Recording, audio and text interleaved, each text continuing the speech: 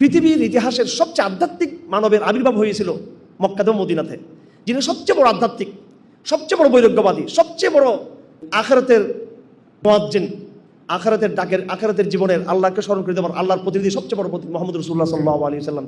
কিন্তু তিনি এসে বিয়ে শাদী বন্ধ করেন নাই, ব্যবসা বন্ধ করেন নাই, কৃষিকাজ বন্ধ করেননি, এবং মাত্র 23 বৎসরে তিনি এমন একটা প্রজন্ম তিনি তৈরি করে গেলেন, যেই প্রজন্ম পরবর্তীতে পৃথিবীর 1003-4টা পরাশক্তিকে পরাজিত করে সেখানে তাদের নেতৃত্ব কায়েম করেছে।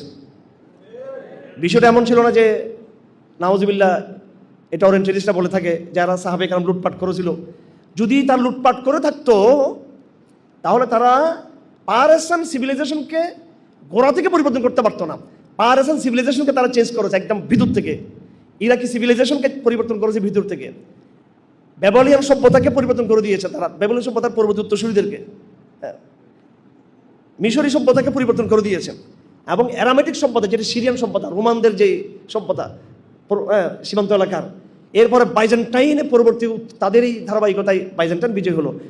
দেখুন, সাহাবে কেরাম যদি কোনো এরকম বৈজ্ঞানিক জীবন ব্যবস্থা ধারণ না করে শুধু ধরলাম তলবারের জোরে, যেটাকে তারা বলতে চাই যে তারা লুটপাট বা গুন্ডামি বলতে চাই, আরে এইটা হয়ে থাকলে সাহাবে কেরাম তো পারস্যে, ইরাকে এবং সিরিয়াতে, মিশরে, সারা দুনিয়াতে তারা তো 50 বছর 70 বছর বেশি টিকতে পারতেন না। কিন্তু মুসলমানরা তো এখনো পর্যন্ত তারা পারস্যে তারা ইসলাম আছে, ইরানে ইসলাম আছে, ইরাকে ইসলাম আছে, মিশরে ইসলাম আছে, এবং সিরিয়াতে ইসলাম আছে, টার্কিতে ইসলাম আছে, বাইজেন্টাইন এলাকায় ইসলাম আছে, সেই ইসলাম স্পেন পর্যন্ত গিয়েছে, হিন্দুস্তান পর্যন্ত ইসলাম এসেছে, এবং সেটা সাস্টেইনলি সেটা এখন বহাল রয়েছে আলহামদুলিল্লাহ।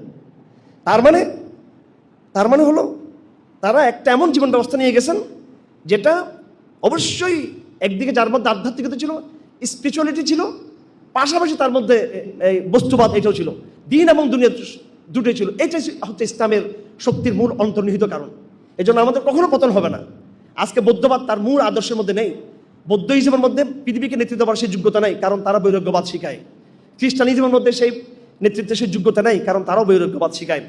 আর বর্তমানে আধুনিক লিবারাল সেকুলার মধ্যে যোগ্যতা নাই, তাদের কাছে টেকনোলজি থাকলেও তাদের কাছে কোনো আইডিওলজি নেই।